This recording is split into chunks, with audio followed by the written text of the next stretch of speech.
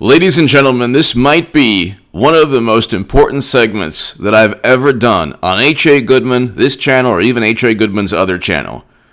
Before I read you the NPR and the Washington Post articles and the CNN articles admitting a monumental defeat for Democrats and an epic victory for President Trump, I want to give you the backdrop, the recent history of all this. So the Supreme Court ruled that Congress or the House Democrats can't look at Mueller probe grand jury information. So there goes one absurd fantasy of Democrats down the toilet, just like their election chances, just like when President Trump wins on November 3rd, their lives they're going to melt. It's going to be like the scene from Wizard of Oz they're going to just melt into a cauldron of defeat, despair, anger, resentment. They'll be even more apoplectic and hysterical and fanatical and seething and fuming than they usually are. But the Supreme Court ruled in Trump's favor a couple of weeks ago. House Democrats cannot look at Mueller probe grand jury documents. Why? Because the whole thing was a setup.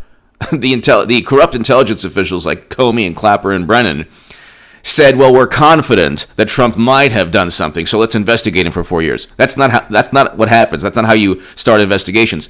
Today, they ruled that Congress cannot look at Trump's taxes or tax returns or financials before Election Day. Why is that a monumental, biblical, enormous, epic, huge, grandiose victory? Because this is the last fantasy, the last hoax, the last attempt at diverting attention away from all the good things President Trump has done. So we had record low unemployment before the pandemic. 5 states have over half of the 5 Democratic-run states: New York, New Jersey, Michigan, Pennsylvania, and Illinois. God bless the people in those states. But 5 states run by Democratic governors and virtually run by Democrats completely account for over half of the cases and the lives lost in the pandemic. Now, President Trump signed the First Step Act, signed prison reform legislation. If he was a bigot and a monster, and if Trump was racist, he would never have signed the First Step Act. But don't expect Democrats to use basic logic. If he was a monster, he wouldn't have signed prison reform legislation. He wouldn't have signed legislation, and I think it should be $1 billion. But he signed legislation to increase funding to $250 million or so for historically black colleges and universities. That was in December. Don't expect Democrats or media to even report on that. They barely reported on that. That's enormous. And that, like I said, it should be $1 billion. But it was to increase funding for historically black colleges and universities. This is fantastic. President Trump signed an executive order combating anti-Semitism that's running rampant on college campuses. So you can't call him the word that you talk about historical revision, and you talk about utilizing suffering and pain and the most barbaric moments in world history, the most heinous atrocities that human beings have ever committed. So you can't call him that word that I can't even say on YouTube. Okay, which the Democrats, they have no grasp of history or even basic logic. Everything's hyperbole and the most absurd analogies or metaphors. So then he was the first president to step foot in North Korea, beginning détente between North and South Korea, the first time ever. True détente. Does that mean peace is going to happen tomorrow? No, but it's still an amazing achievement, monumental achievement. Then, this is the primary reason I'm voting for President Trump, in addition to everything I just said. He signed a deal to end America's longest-running military conflict. We are now getting out of Afghanistan. That was never going to happen with Clinton. But now, you look, House Democrats cannot, and so I gave a 5-minute backdrop, and I barely mentioned it, but here, the long political fight over Trump's tax returns is likely over. Trump may have won. Yeah, he did win. The whole point, okay, the tax returns, the Mueller probe, obsessing over Trump's subtext and meanings with everything he says, this is a fantasy. Their Democrats are a factory of emotions. They don't care about actual tangible issues, which is why before every election they talk about voting rights, and they talk about racism, and they talk about things that they never talk about. 3 years prior, like after they lost, they went straight to Russia. Then they went to the Ukraine impeachment, and then they were obsessed with the pandemic. So just recently, they're talking about voter suppression. Why? Because they want votes, not because they care about the Bill of Rights or they care about the rights of American citizens. But here, in a pair of decisions released Thursday, the Supreme Court handed President Trump apparent losses on the question of whether he might protect his personal financial records from scrutiny. Okay, he doesn't care. Like, even though he's pretending that this is not fair, he doesn't care if the Southern District of New York tries to go after him after he goes 8 years. You think he cares? They're not going after Deutsche Bank or any of the banks or financial institutions or his accounting firms, because this is not Enron. There's nothing that they're actually saying. Again, the Southern District of New York has become an extension of the Democratic Party. They didn't go after Clinton when there was like a litany of pay-to-play and quid pro quo schemes. They couldn't find anything with the foundation. They just couldn't find anything. But they went after Michael Cohen, and then they took him down because he had a corrupt, he had the taxi business and everything else he was doing. But it had nothing to do with Trump. Then they found a recording of Trump, and that wasn't a campaign finance violation. Now they're trying to say, well, he got loans that he shouldn't have received. Well, that's an issue with the banks that gave him the loans, if indeed that took place, because that's a very subjective, like, these allegations are based on reporting. The reporters and the New York Times, for example, is another extension of the Democratic Party. They don't go after Democrats. This is the issue I have, in addition to the fact that Democrats and media and the entire left doesn't have a basic, they lack critical thinking skills, and they have no basic grasp of logic. You first have to find a criminal act and then investigate that criminal act. You can't say, well, Trump might have worked with Russia, so let's investigate him. Because if that's the issue, the Clintons might have utilized $500,000 from a Moscow investment bank and actually meeting with Putin while the uranium deal was going down, and actually receiving millions upon millions of dollars from Uranium One prior to the sale, tens of millions of dollars. And then they say, well, the timeline doesn't make sense because they didn't get the $100 million before while the sale was going down. Well, who cares? This is where they're at.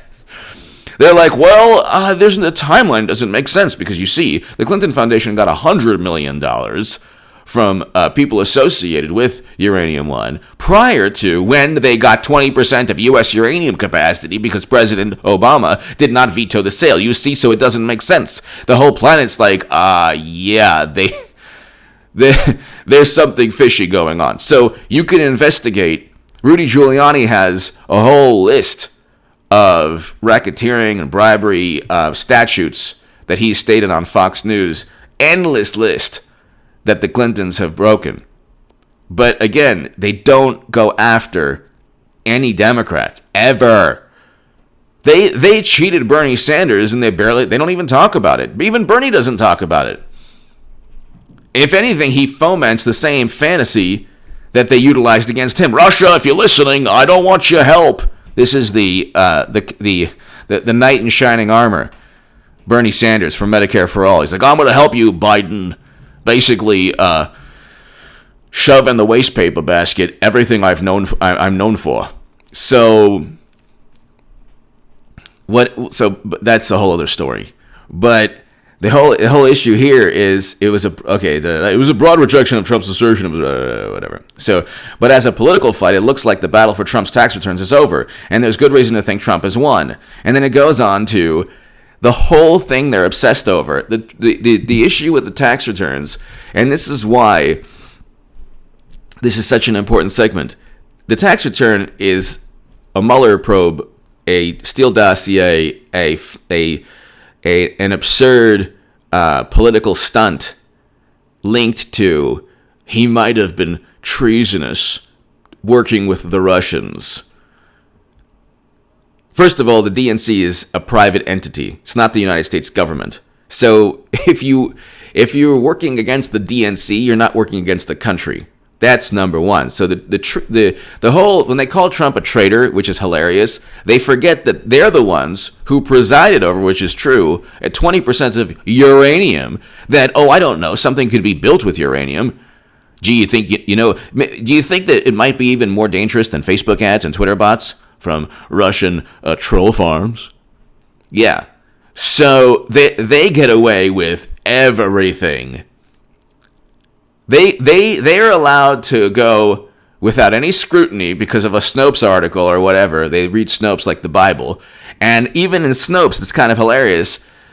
They're like, well, only President Obama could have vetoed the sale. Clinton couldn't. Yeah, that's the absurd part of all of this. If Democrats are so... If Russia is so afraid of Democrats, why didn't President Obama do anything to veto the sale of 20% at that point of U.S. uranium capacity? But see, that's just one example.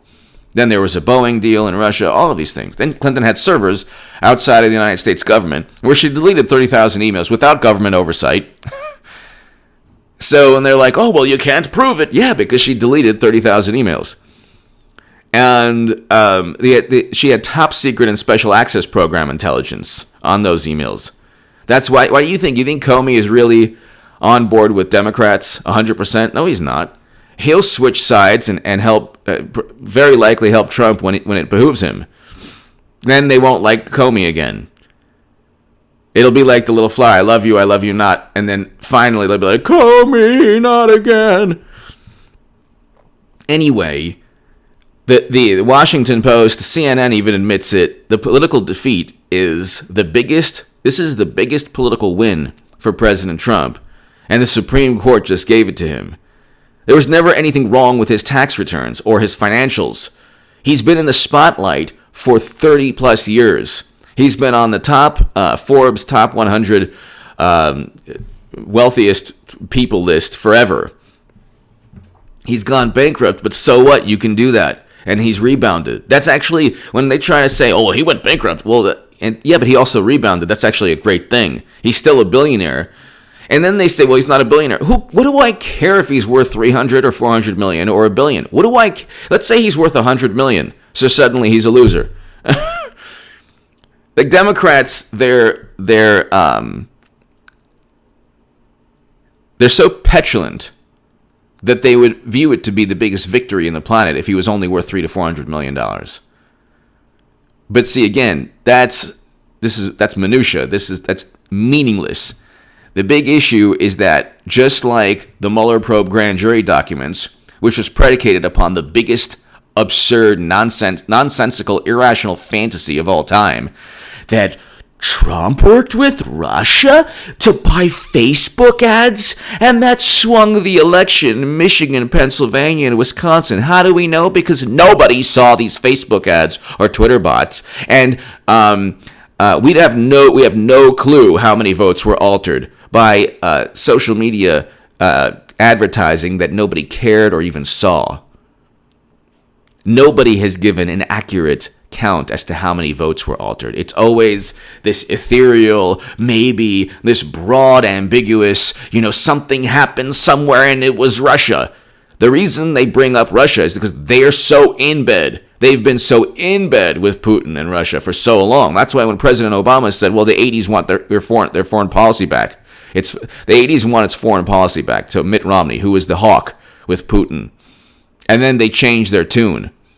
Then they changed their tune when they realized that, oh, oops, both Clintons are up to their you-know-what in working with Russia. But then they're going to lose on November 3rd. They don't have, think of this, and honestly, they could have won the election. And I'm telling you, Clinton, it's going to be Hillary Clinton. It's not going to be Biden. I will have made the biggest political call of all time. Much bigger than my call in 2015 when NPR quoted me below. So if you want to support my voice long term, ladies and gentlemen, my Patreon is below. You help me immeasurably. And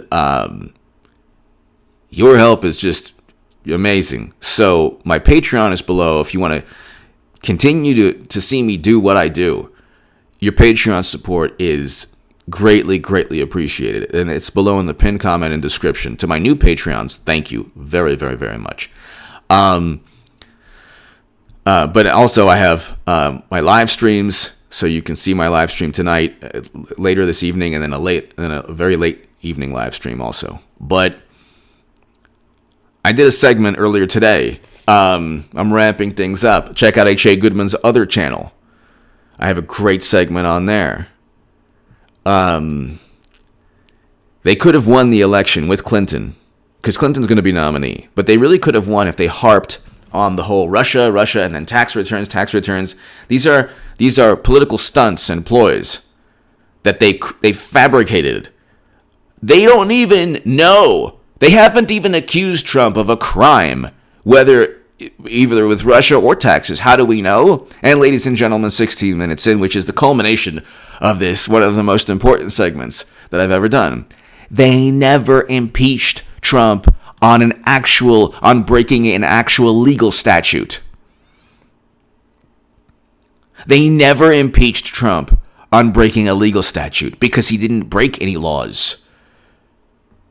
Obstruction of Congress and abuse of power are subjective allegations. They're not in any law book as breaking a law.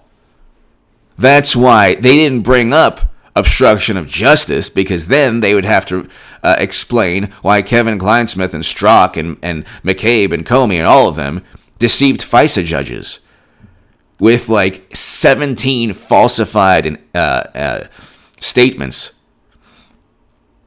within the FISA applications. The whole thing was this gigantic setup, and they're not as smart as they think they are. I mean, everybody knows Trump was set up.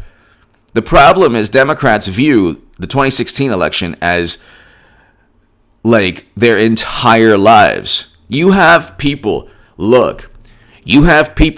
have had their marriages broken because of the 2016 election, and and the couple is both liberal. It's like, honey, how about I have a headache and I'm thinking of Trump again for 4 years? Well, you said something somewhat nice about Trump on September 18th, 2015. What? I don't even like him. I can't stand him. Oh, really? Is that true? You can't stand Trump, huh? Well, what happened on September 15, 2015? I said something about him being a billionaire. He's not even a billionaire. It's people like you who gave the election. And, whatever. You know what I'm trying. They are consumed. First of all, the level of vitriol and venom doesn't correlate with the job that he's done. They have to make the most absurd allegations against Trump because he's actually a pretty good president. At worst, he's just a Republican president and conservative on certain things, and they don't like the policies. At worst, but I mean, in terms of, tax cuts, they don't like the tax cuts. The rhetoric, the divisive rhetoric, the polarization, these are people who lost, and they've stomped their feet and yelled at the top of their lungs, and then they say, oh, the world is so divided. No, they've never gotten over. This has been an emotional and psychological trauma that, like, is actually part of their life's history, which is very pathetic and sad. An election is affecting your life where you don't talk to friends and you sever relationships? You're that much of an imbecile? Really? Well, enjoy 2020. Because 2020 is going to, November 3rd, 2020 is going to make 2016 look like the happiest day in the Democratic Party's history. It's going to look, November 3rd is going to make 2016 look as if Clinton actually won. That's how maniacal and fanatical and rabid and frothing at the mouth and seething and fuming and apoplectic and hysterical they'll all be when Trump wins again. Because they will have nothing. Absolutely nothing. They will realize that they've pretty much lied. Almost every major story about Trump has been either a lie or a fabrication or hyperbole or a story based on suspicion of what Trump could have done, but they can't prove anything, but you just wait and see. So, ladies and gentlemen, no more Mueller probe documents. That's important too. And then no more obsession over tax returns. And then they're like, oh, well, we can get him after the election. Like, what does he care? He didn't do anything wrong. If he did something wrong, go after Deutsche Bank or his accounting firm. At least accuse him of something. They're not accusing him of anything specifically. Oh, he obtained loans that he shouldn't have. They haven't even proven that. That's just like a baseless allegation. They haven't stated he broke an actual criminal statute, which is hilarious. But the Southern District will go after anything. They're going after Rudy Giuliani, by the way. Why? Just because he went to Ukraine. And he investigated the corruption of Biden. And that is a legal statute to them. So if you go to Ukraine and investigate Biden, there's a law in the books that says, thou shalt not investigate Biden. So they're investigating Giuliani. I mean, it's like so transparent. They're so one-sided. It's unbelievable. And they cheated Bernie Sanders. Never forget that. And I know I'm a Trump supporter, but I was the biggest Bernie Sanders booster on the internet, according to the Huffington Post, and the unofficial scribe of Sanders' most hardcore voters, according to the Washington Post. The links are below. I'm telling everyone watching here, for my people who watch me in the Bernie Sanders days till now, majority people who are voting for President Trump, don't ever forget they cheated Bernie Sanders and then blamed Russia for 4 years that we found out. Anyway, give me your thoughts below. This is a monumental political defeat and an absolute, just grandiose political victory for President Trump. And nobody really sees this, but this pretty much cements his victory. The only chance they had was fomenting all the myths that they helped build the past 4 years. Now they can't really do that. So they'll find a way to give it from Biden to Clinton. And who knows what happens, but they're going to lose the election. Give me your thoughts below. Subscribe to H.A. Goodman's other channel. Right now I have an amazing segment on H.A. Goodman's other channel. So check that out. It's below in the it's below in the description and pinned comment. And again, if you want to support my voice long term, ladies and gentlemen, your support is greatly, greatly appreciated and helps me do what I do. So my Patreon is below. Thank you.